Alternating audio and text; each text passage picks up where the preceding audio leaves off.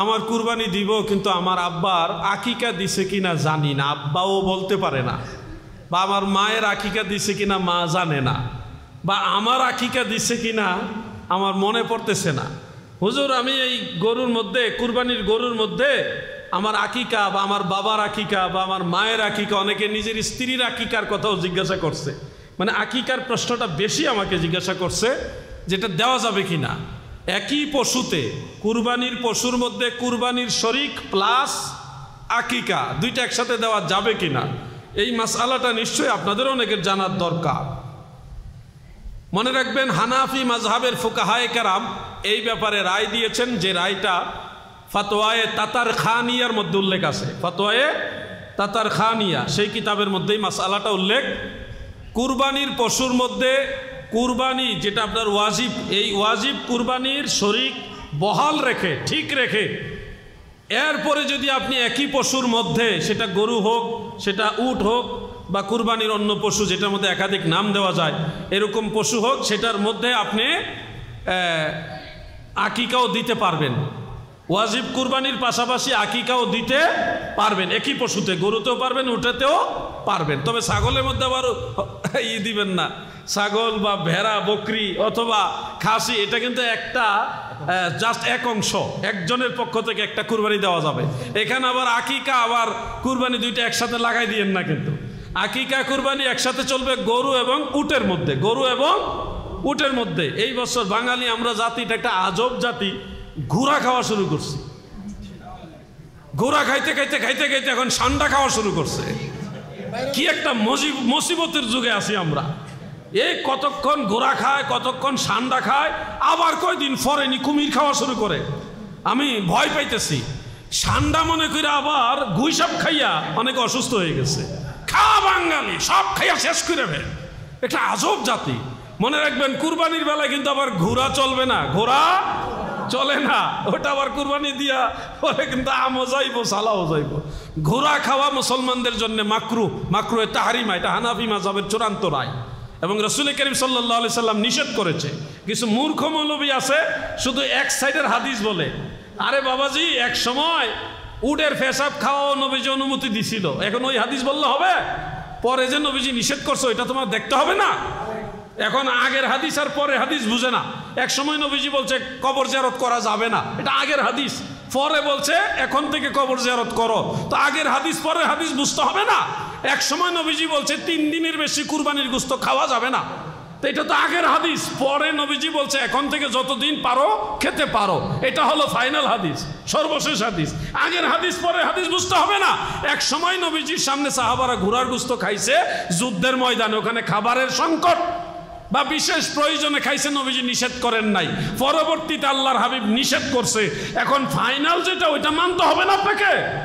সুবিধা মতো নিজেটা মাইনে নিলেন, আর সুবিধা না হইলে মানবেন না, এই সুবিধাবাদী ধর্ম তো চলবে না।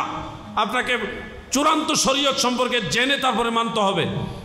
কুরবানির ক্ষেত্রে স্পষ্ট মাসআলা হলো, একই পশুতে গরু অথবা উট, যেটার মধ্যে 7 শরীক বা কোনো কোনো ইমামদের মধ্যে 10 শরীকও দেওয়া যায় উটের মধ্যে, তো 7 শরীকে কুরবানি দিবেন। সেখানে ওয়াজিব কুরবানির পাশাপাশি আপনারা চাইলে আকিকাও আদায় করতে পারবেন।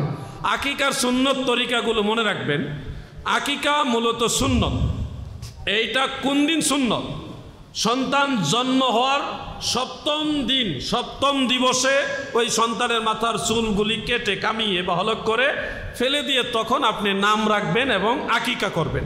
আকিকা ওই ছেলে হইলে একটা ছেলের পক্ষে 2টা ছাগল বা খাসি দেন বা ভেড়া বকরি যাই দিতে পারেন, 2টা, ছেলের জন্য 2টা, আর মেয়ে হইলে 1টা।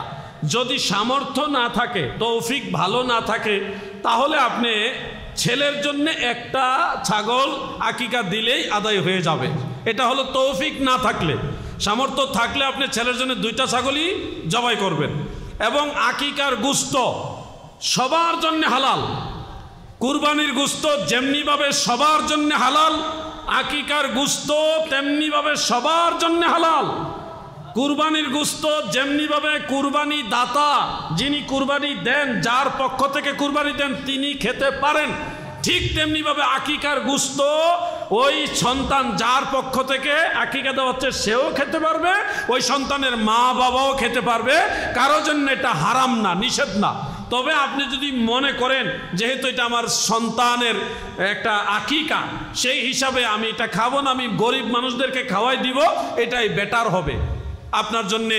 আমি এটাই সাজেস্ট করবো, মানুষের খাওয়ান, নাইলে দেখা যাইব আকিকার ছাগল জবাই করে সব ফ্রিজে ঢুকাইব, মানুষের খাওয়াইতো না। আমরা তো স্বভাব ভালো, তো এই জন্য আপনাদের বললো মানুষের খাওয়াই দেন, এটাই হলো আপনাদের জন্য পরামর্শ। বিষয় কি বুঝতে পারছেন? বুঝেন নাই নাকি? বুঝতে পারছেন? আকিকার গোশত এই সন্তানও খেতে পারবে, যার আকিকা দেওয়া হচ্ছে সেও খাইতে পারবে, তার মা বাবাও খেতে পারবে, পরিবারের সবাই খেতে পারবে। তার অর্থ এই না যে আকিকা করে নিজেরাই সব খাইবেন, বরং এই আকিকার গোশতটা সবাইকে খাওয়াই দিবেন। হুজুর আকিকা যদি না দেই তাহলে কি হবে? আকিকা না দিলে যেই সন্তান জন্ম হয়েছে তার আকিকা যদি না দেন, যতদিনই আকিকা না দিবেন ততদিন তার শরীরের মধ্যে রোগ বেমার চলার পথে হঠাৎ উষ্টা খাইয়া পইরা ব্যথা পেয়ে যাব, মানে বালা মুসিবত, একটা না একটা সমস্যা, রোগ, হ্যাঁ, বেমার, এগুলি লেগেই থাকবে, কখনো এটা সারবে না। এই জন্য সন্তানের ভালো কল্যাণ নিশ্চয়ই বাবা হিসেবে আপনারা সবাই চান কিনা? এই জন্য সন্তানের আকিকা যত দ্রুত সম্ভব আদায় করবেন। এটা হলো সপ্তম দিবসে আদায় করাটা হলো সুন্নত। এখন কেউ যদি অর্থ কষ্টের কারণে বা দারিদ্রতার কারণে সপ্তম দিনে আদায় করতে না পারেন, পরবর্তীতেও আপনি চাইলে আকিকা আদায় করতে পারবেন। কারণ দয়াল নবীজির নবুয়ত প্রকাশ হওয়ার পরে রসুল করিম সাল্লাল্লাহু আলাইহি সাল্লাম নিজের পক্ষ থেকে আবার আকিকা আদায় করেছেন। এটা সহিহ এবং দাঈফ দুইটা সনদে আছে। তো এই জন্য আপনারাও চাইলে নিজের আকিকা যদি আদায় না হয়ে থাকে, আপনার আকিকা শিশুকাল আদায় করেননি বা করছেন বলে জানা যায়নি, তাহলে আপনার আকিকা আপনি নিজেও পরবর্তীতে কুরবানির পশুর মধ্যে কুরবানির শরীক বহাল রেখে আপনারটা আপনি আদায় করতে পারবেন। বুঝতে পারছেন বিষয়? আমার সাথে সারা দিন বুঝতে পারছেন? আপনি আপনার মা বাবার আকিকা, সন্তান বা ভাই বোন বা কোনো পরিবারের সদস্য, তাদের আকিকাও আপনি আদায় করতে পারবেন। আল্লাহ তাআলা আমাদের সবাইকে বোঝার তৌফিক দেন, বলেন আমিন।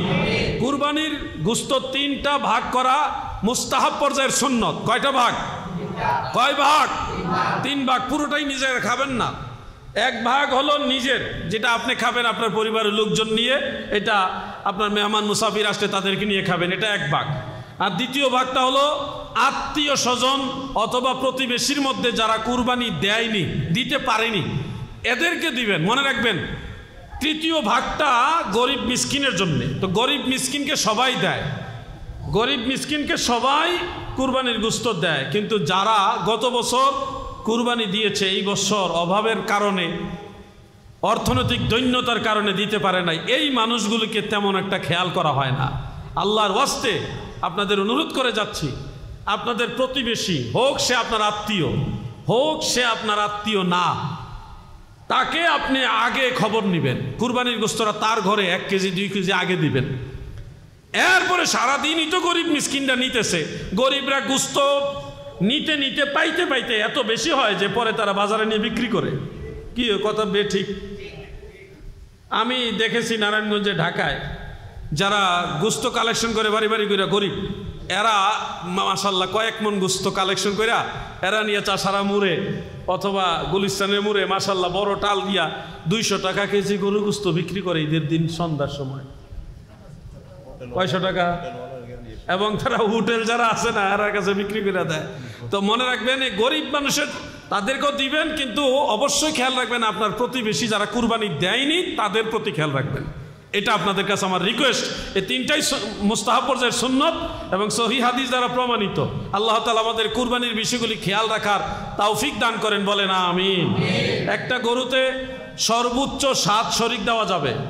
ধরেন আপনি কুরবানি দিচ্ছেন সম্পূর্ণ নিজের টাকায়, আপনি চাইলে এই কুরবানির মধ্যে আপনার ওয়াজিব শরিক ঠিক রেখে আপনার বাবা, ওনার পক্ষ থেকে একটা নাম রাখতে পারবেন, মায়ের পক্ষ থেকে আরেকটা নাম, স্ত্রীর, সে আপনার জীবন সঙ্গী, সে আপনার সুখেরও সাথী দুঃখেরও সাথী। কুরবানির সময় একটা কাম করবেন, বেগম সাহেবের কইবেন যে তোমার নামও একটা কুরবানি দিব, বা দেখবেন সেবা যত্ন বেড়ে যাবে, আদর কদর বেড়ে যাবে।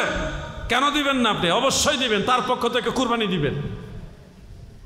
বলবেন হুজুর আমার দাদা মারা গেছে, দাদি মারা গেছে, আমরা কি মৃত সেই দাদা দাদি অথবা মৃত মা বাবার পক্ষ থেকে কুরবানি দিতে পারবো? হানাফি মাযহাবের মাসআলা হলো রাসূল করিম সাল্লাল্লাহু আলাইহি সাল্লামের হাদিস থেকে এটা প্রমাণিত যে মৃত মা বাবা দাদা দাদি বা এরকম নিকটাত্মীয় কেউ যদি থাকে তাদের পক্ষ থেকেও আপনি কুরবানি দিতে পারবেন। প্রতি বৎসর শেরে খোদা মাওলা আলী রাদিয়াল্লাহু তাআলা আনহু রাসূল করিম সাল্লাল্লাহু আলাইহি সাল্লামের পক্ষ থেকে কুরবানি করতেন। এজন্য হানাফি মাযহাব এটাকে রায় দিয়েছে মৃত ব্যক্তির পক্ষ থেকে কুরবানি দেওয়া যায়। আমার ভাইরা আপনারা কি মাসালাগুলি বুঝতেছেন? এটা এই সময়ের দরকার। আমি জোর করেই আপনাদের বললাম, আপনারা এগুলি মনে রাখবেন এবং আমল করার চেষ্টা করবেন ইনশাআল্লাহ।